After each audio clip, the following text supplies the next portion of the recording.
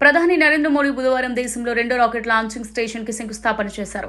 తమిళనాడు కులశేఖరపట్నంలో ఈ space port రాబోతోంది. ఇన్నాళ్ళు ఇస్రో రాకెట్ ప్రయోగాలకు కేరాఫ్ గా ఏపీలోని శ్రీహరికోట ఉంది. గత దశాబ్దాలుగా శ్రీహరికోట రాకెట్ ప్రయోగాలకు ప్రసిద్ధి చెందింది. దీనికి 700 కిలోమీటర్ల దూరంలో కొత్త స్పేస్ పోర్ట్ రాబోతోంది.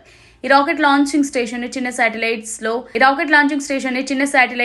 లో ఎర్త్ ఆర్బిట్ లోకి ప్రయోగించే ఉపగ్రహాల కోసం ఉపయోగించనున్నారు. శ్రీహరికోట అనుకూలతలు 1970ల నుంచే శ్రీహరికోట నుంచి ఎన్నో రాకెట్ ప్రయోగాలు జరిగాయి. రాకెట్ ప్రయోగం అంటే ముందుగా గుర్తుకొచ్చేది శ్రీహరికోటనే. తూర్పు తీరంలో బంగాళాఖాతం, పులికాట్ సరస్సులకు సమీపంలో ఉన్న ఈ స్టేషన్ భౌగోళికంగా ఎంతో విశిష్టమైంది. భూమధ్య రేఖకు దగ్గరగా ఉండడంతో భూమి భ్రమణ వేగం రాకెట్ కు కలిసి వస్తుంది.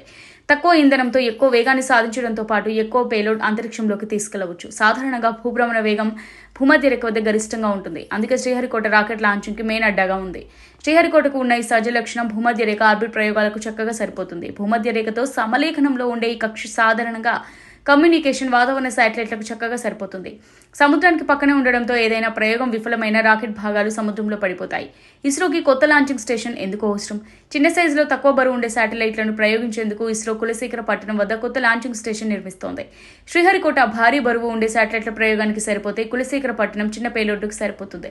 ముఖ్యంగా పోలార్ శాటిలైట్ లాంచ్ వెహికల్ మరియు 500 కిలోల ఉపగ్రహాలను అంతరిక్షంలోకి ప్రవేశపెట్టేందుకు స్మాల్ శాటిలైట్ లాంచింగ్ వెహికల్ వంటి ప్రయోగ వాహనాలకు శ్రీహరికోట అనువుగా లేదు. శ్రీహరికోట నుంచి ధ్రువకక్షలో రాకెట్లను ప్రయోగిస్తే అవి శ్రీలంక పైనుంచి ఎగరాల్సి వస్తోంది. దీంతో ఇది భద్రతా, జియో పాలిటిక్స్ పరంగా సమస్యగా మారుతోంది. ఈ సమస్యను పరిష్కరించడానికి SSLV వంటి రాకెట్లు ఫ్యూయల్ ఇంటెన్సివ్ మాన్యూవర్స్ కూడా నిర్వహించాల్సి ఉంది. చెప్పాలంటే రాకెట్ వెళ్తున్న మార్గాన్ని మధ్యలో మార్చడం, అంతరిక్ష నౌకను ప్రయోగించే దిశను అజిముత్ అని పిలుస్తారు.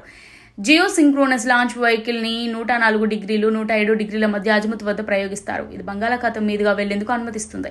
మరోవైపు PSLV ధ్రువకక్ష ఉపగ్రహాల ప్రయోగాలను 140 డిగ్రీలు లేదా అంతకంటే ఎక్కువ అజిముత్ వద్ద ప్రయోగిస్తారు. ఇలా ప్రయోగించేవి శ్రీలంక మీదకు వెళ్లకుండా దిశలో కొంచెం మార్పు అవసరం. ఈ సమస్యను పరిష్కరించేందుకు కులశేఖరపట్నం చాలా అనువుగా ఉంటుంది. అందుకే భారత్ కొత్త లాంచింగ్ స్టేషన్ నిర్మిస్తోంది.